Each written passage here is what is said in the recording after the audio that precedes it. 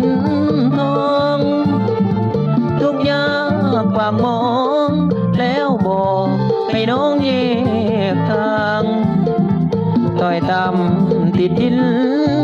ทรัพย์สินบ่มีจักอย่างพ่อแม่น้องเลยกันกลางคนทางหักเลยมืดมน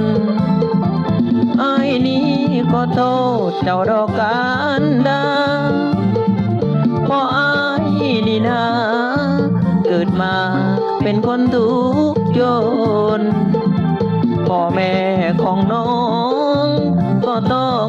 ห่วงลูกของตนหากนางได้ผัวคนจนอนาคตมืดจนหมดใจหน้ามนไอ้นี่จนเงินแม่น้องเก่าทำแม่น้องเว้าสายยังจำไว้ในใจผู้ตัวว่าจนก็ต้องถอยไปให้ไกลคำนี้แม่น้องบอกอ้ายมันเจ็บหัวใจคนจนชาตินี้บ่มีบุญวาสนา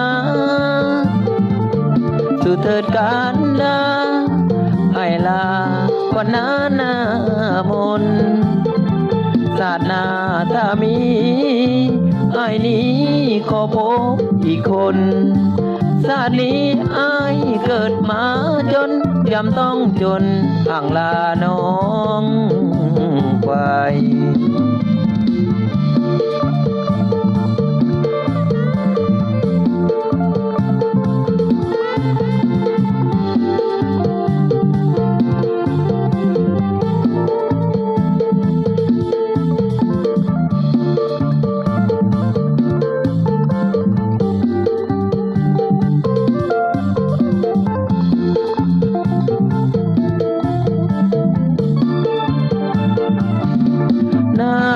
มน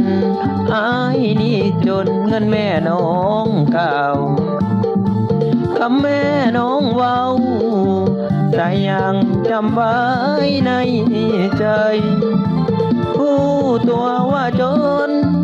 ก็ต้องถอยไปให้ไกลคำนี้แม่น้องบอกไอ้มันเจ็บหัวใจคนจน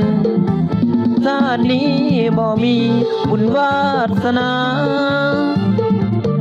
สู่เถิดการดาไอ้ลาวันหน้ามนศาสนาถ้ามีไอ้นี้ขอพบอีกคนชาตินี้ไอ้เกิดมาจนยำต้องจนห่างลาน้องไป